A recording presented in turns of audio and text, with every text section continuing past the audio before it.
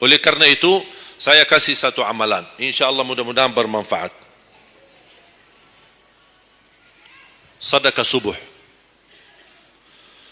Sedekah subuh, kenapa saya berkata sedekah subuh?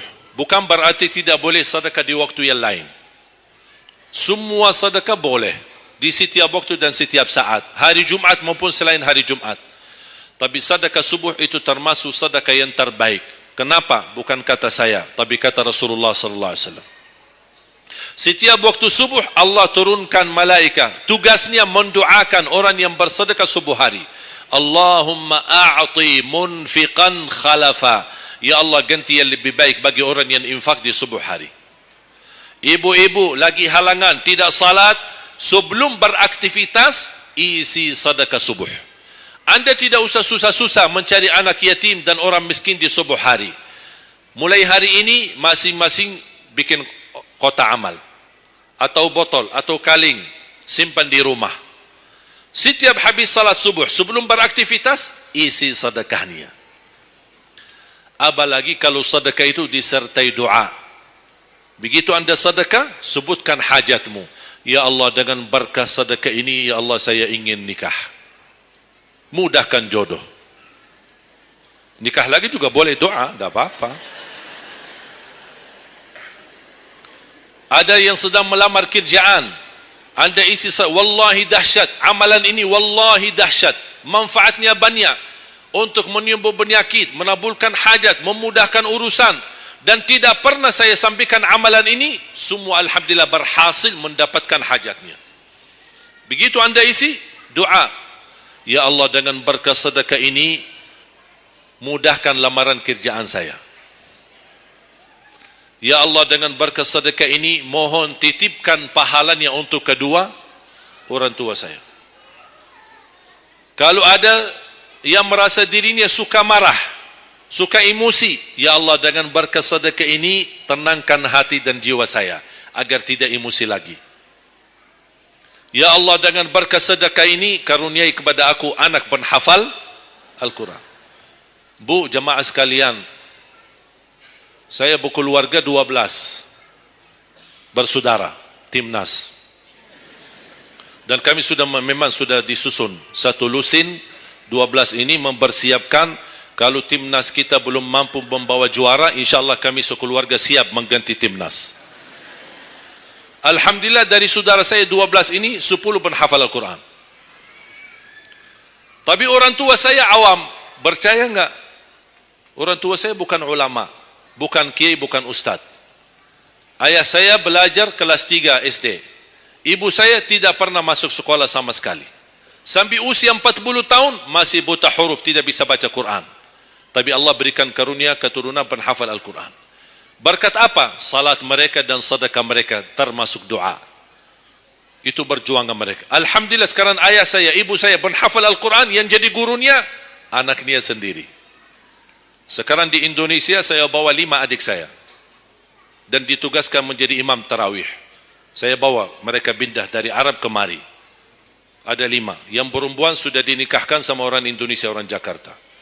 Dan saya dorong adik saya yang perempuan untuk menghafalkan suaminya biar jadi penghafal Quran.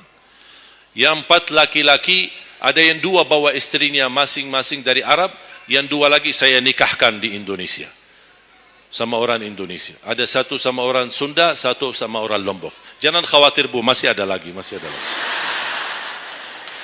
Bahkan saya dorong adik-adik saya semua wajib nikah 4. Masing-masing 4 istri. Kenapa? Supaya banyak keturunan. Kalau bisa setiap satu istri 12, satu lusin. Masya Allah, luar biasa. Mengapa? Karena kita punya perjuangan yang masih panjang. Cita-cita saya mencetak 1 juta penghafal Al-Quran di Indonesia. Ketika saya datangkan adik saya tugaskan sama mereka dan tegas, kalau kalian datang hanya mau berhiburan, pulang. Kalian di sini untuk bersama-sama memperjuangkan untuk mencetak 1 juta penghafal Al-Quran. Dan alhamdulillah program ini sudah jalan. Dan kita terus memperjuangkan. Dan saya harap semua jamaah insyaAllah berkenan terlibat dalam program ini. Cita-cita saya, semua masjid se-Indonesia insyaAllah diimami imam penghafal Al-Quran 30 juz. Bahkan lebih hebat lagi cita-cita saya. InsyaAllah saya yakin akan terjadi. InsyaAllah di demikian hari, di waktu yang Allah insyaAllah tentukan, insyaAllah Presiden kita penghafal Al-Quran. Coba, ya Allah, rasanya enak. Langsung diumumkan di Masjid Istiqlal, khatib dan imam salat Idul Fitri, penghafal Al-Quran 30 juz, Presiden Republik Indonesia. Oh, mantap. Imam salat Idul Adha, Presiden kita. Salat Jumat, khatib dan imam, Presiden kita. Tidak perlu ganti imam. Sudah tidak perlu ganti imam, subhanallah. Luar biasa. Coba, saya kagumi ketika membaca dan melihat YouTube-nya Presiden Erdogan, Turki. Walaupun beliau bukan penghafal Al-Quran, tapi murattal bacaannya beliau, Masya Allah. Mana ada sekarang presiden di dunia Islam sebagaimana bacaannya yang benar. Ini sudah saatnya, tapi bukan sekarang ya, nanti maksud saya, sabar dulu. Nanti jadi kacau nanti, semua, sabar dulu. InsyaAllah ada waktunya, InsyaAllah. Mulai dari sekarang kita ayo bersama-sama mempersiapkan untuk kalau anda gagal menjadi penghafal Al-Quran, jangan gagal anakmu, cucumu, generasi yang ini semua. Kita melihat, saya bangga. Kenapa saya semangat untuk mencetak 1 juta penghafal Al-Quran? Itu berkatnya acara Hafiz Indonesia. Nonton kan acara Hafiz Indonesia? Nangis ya? Alhamdulillah. Habis tisu kan? Tahu enggak salah satu karunia Allah untuk Indonesia?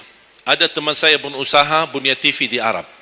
Beliau ingin membuka dan membuat acara Hafiz Indonesia versi Arab, tapi gagal. Kenapa? Karena tidak menemukan jumlah yang banyak penghafal Al-Quran di bawah usia 10 tahun. Hanya Indonesia saja. Malaysia kalah, Indonesia saja. Di bawah 10 tahun. Dan sayang sekali memang anda yang nonton acara Hafiz Indonesia, anda nonton acara yang sudah jadi. Tapi anda belum tahu apa yang kami berjuangkan di belakang layar. Sebelum acara Hafiz Indonesia, 4 bulan bekerja keras. Sambil tim turun ke lapangan, ke desa-desa, kampung-kampung, ke pulau-pulau untuk menumbuhkan dan mendatangkan, menghadirkan para penghafal Al-Quran. Ketika dibawa di Jakarta, 2 bulan berturut-turut kami didik mereka. Yang awalnya pemalu, awalnya ada yang mohon maaf, kencing di celananya sendiri. Saking tidak berani, takut. Alhamdulillah sekarang menjadi mereka pemberani. Bahkan mereka berlumba-lumba azan subuh. Mereka berlumba-lumba membangunkan sesama saudaranya. Sama-sama tertib, makan. Kita menghadirkan dokter kesehatan. Kita menghadirkan dokter psikologi jiwa untuk menjaga perasaan mereka selama 2 bulan. Didampingi kadang-kadang ibu mereka, didampingi kadang-kadang ayah-ayah mereka. Dan semua rata-rata sepakat orang tua mereka, tidak pernah kami merasakan bangga memiliki anak sebagaimana kami melihat perjuangan di Hafiz Indonesia. Dan Alhamdulillah begitu selesai acara Hafiz Indonesia, kami tidak tinggalkan mereka. Kami terus kawal, kami terus pimpin. Dan Alhamdulillah mereka di kampung masing-masing sudah membangun rumah tahfiz. Ada yang membangun pesantren untuk mencetak dan melahirkan jumlah yang banyak penghafal Al-Quran. Dan ini perjuangan luar biasa. Tidak mudah. Berapa biaya yang dikeluarkan. Dan mohon maaf, belum ada sponsor yang bisa mensponsori kita dan membayar full untuk kita. Kita terus bekerja keras dan Alhamdulillah masih Allah hantarkan kepada kita orang yang dermawan, orang yang baik, yang berduli dengan dan mencintai Al-Quran. Allah anugerahkan. Wallahi menurut saya, saat ini, zaman ini, sedekah yang terbaik dan yang termulia, semua apapun yang terkait dengan Al-Quran, itulah yang termulia. Makanya boleh anda ketika anda bersedekah, jangan lupa disertai doa. Di antaranya anugerahkan ya Allah Indonesia menjadi negara Al-Quran. Tapi tolong fokus. Kalau anda isi sedekahnya, tolong disesuaikan. Jangan isi sedekahnya koin, teng.